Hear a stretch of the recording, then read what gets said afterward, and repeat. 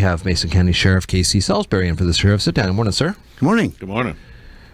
We ran into you a couple times off air this week. You and I found ourselves at the Alderbrook last week as a gathering of stakeholders around the community, including North Mason with Bo Bakken kind of helming the conversation, the fire chief there, but put on by Public Health for the county, and Dave Wyndham has some pretty amazing and sobering statistics on a whole host of things, not just when it came to public health regarding drug use, but smoking and obesity rates and things like that around the county. Hospital Districts 1 and 2, Peninsula Community Health Services, kind of the startup of Consejo, which cut ribbon this past Friday.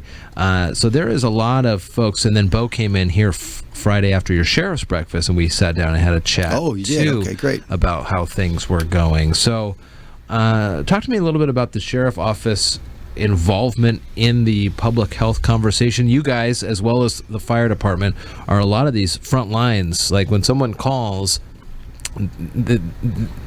for some folks, they don't have primary physicians, and so they call 911, and not only do sheriff, law enforcement show up, but then fire and EMS show up, and that's kind of, in some cases, like they're doctors. Yeah, when they were talking about any one of these issues, the undersheriff was sitting next to me, and I said, have you noticed tonight that every single subject they've talked about, we're the first ones to go? Yeah. Law enforcement issues.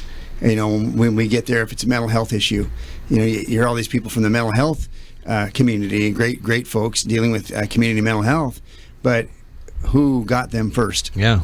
We do. We get calls for, some of them are very sad. We get calls where people will hear a suspicious circumstance, and you get there and it's sometimes an older person that there was nothing there. Mm-hmm. It was more like, I need somebody to talk to. And then our folks will run into circumstances where they notice that they are low on meds or haven't been taking their meds, or their living conditions aren't well. And we're right in the middle of that when responding to these things. So, yes, every one of those issues that they were talked about the other night were issues that we end up with. And generally, what I tell people is long before people get into the system and get help, our folks are dealing with them on the front lines very first, and that's tough.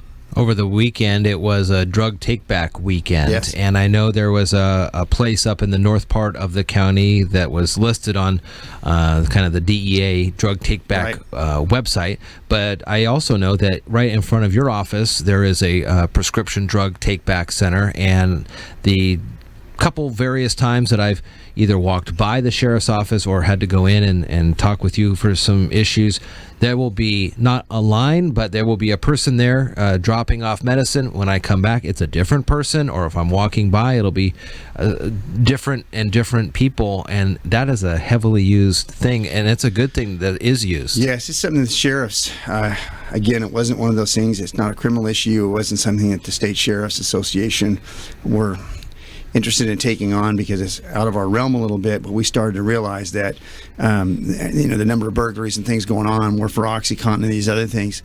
And I argued on behalf of the Sheriff's Association a few years ago to get the drug companies to start taking this back at the drugstores, and they were refusing to do that, the large drug companies. And so the sheriffs kind of took this on, the state of Washington with some others, and put these boxes in.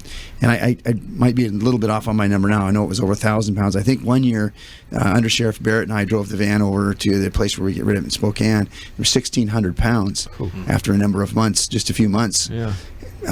Take a look at any one pill, whatever capsule, they're and tiny. weigh it.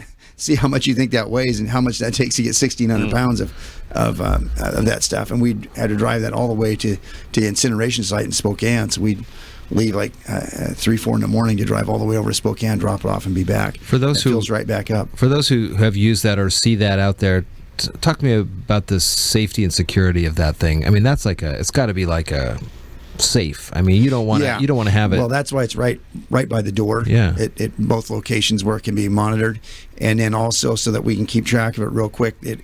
Here's the thing that would really help us, and it's happened every once in a while, is it fills up. And, we're not standing right there waiting all day for it to fill up. But sometimes somebody comes in with a load of stuff and fills it up. And we'd like to know if it's full, if you notice that, because I don't want somebody leaving something. We have come in and people have just sat items on the top of the box and drove off and left them. and that's very dangerous. Yeah. But getting those things in, our evidence person collects that up. We collect them into these large holding things, and then when we get a van load, they go away. Talk to us a little bit about the Sheriff's Breakfast, another powerful conversation this past Friday. I have to Spencer help me on this one. That was so powerful. I couldn't believe it. It's a tough subject. It has to do with emergency service workers. We call law enforcement emergency service workers across the board, and the suicide rates.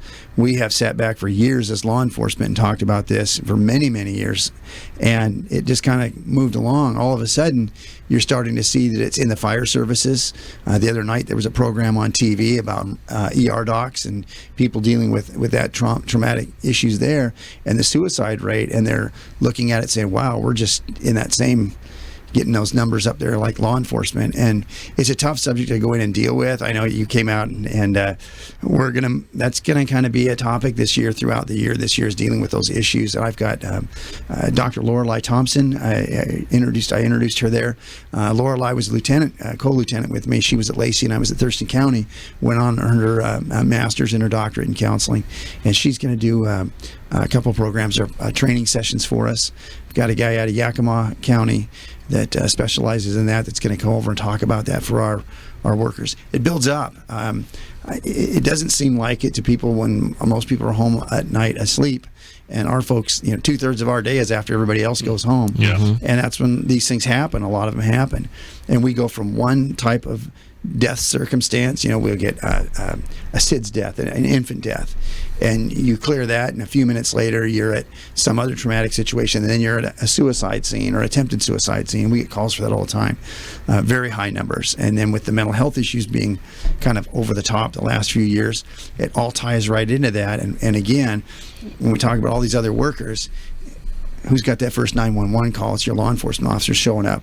And then if there is something dangerous and it's a fire call, guess who they stand by for? Mm-hmm. Wait for law enforcement to get there, because it's dangerous. It's a tough situation. Do you think if attitudes have shifted? I mean, even from the time I was growing up towards many police, unfortunately, is that adding to some of the stress? Not only do they have the workload that they have and that you have, but now you've got kind of the media and the public kind of, it's so topsy-turvy to me. It's like so many people are turning against police in many cities. Is that adding, do you think, to some of the stress that already exists, or what?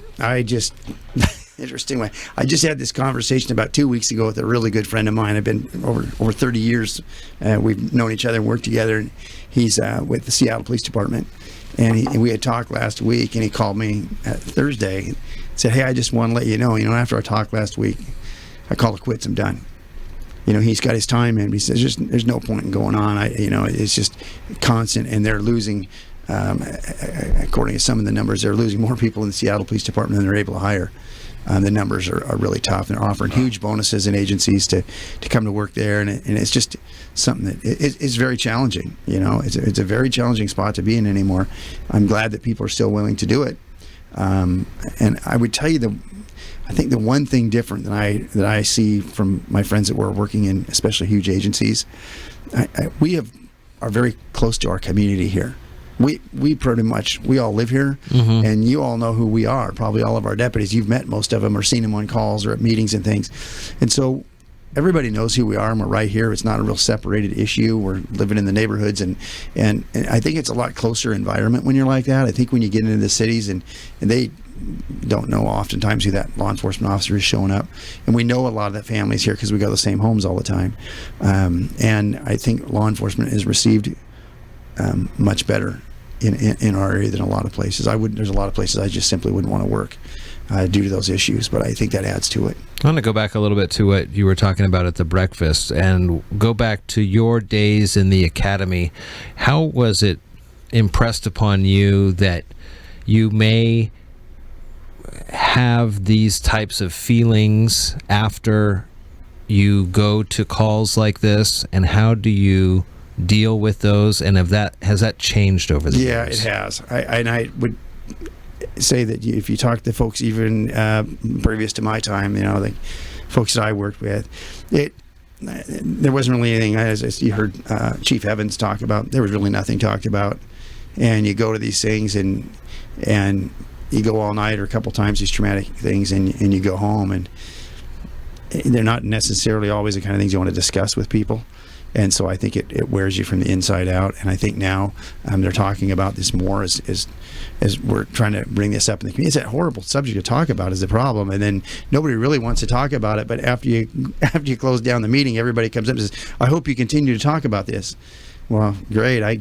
Yes, you do. But it sounds like nobody wants to be there, but inside people come and say, I hope you continue to bring this up, because you know that it's bothering people. So were you just taught that it's part of the job? It's after you go to the scene, after you do the paperwork, it's just part of the job, and to push it down or to find a professional help if you need it? In the early days, you just moved on. I would say it was more of just, you just dealt with it, moved on. And I think what we're seeing, and again, I hate to be out on the edge of this because it's not my area of expertise, but and I don't want to put it any differently. I understand the whole idea of post-traumatic stress a lot better, having done this for a long time, as the folks that are in wartime, what that can be like, because I think ours is a longer period of time, because you're doing things for a longer period of time, but not maybe sometimes as powerful maybe as the folks are in different areas in wartime theaters. But it's that same type of thing that starts to build up on people. And I think I'll bring in one of our mental health workers to talk to you about this. Is a real professional in that area, but yes, it's a tough deal, and it builds up, and it gets harder and harder and harder. And I know a lot of people that leave because of this. They just walk in, turn in their stuff, and say, "I'm not doing this another night. I can't lose another kid." I had a friend fairly recently, about 2 years ago, just not show up for work one day, just didn't come in, and people went out and checked on him and said, "I'm done. Just pick up the stuff and leave it there, because if I get in that car, I know somebody else dies today." Wow. And that was the end of it. Never came back. So those are the kind of things that happen. Mason County Sheriff Casey Salisbury, thanks for sharing with us, and we'll continue the Sheriff's Sit Down here, presented by our great friends at Our Community Credit Union.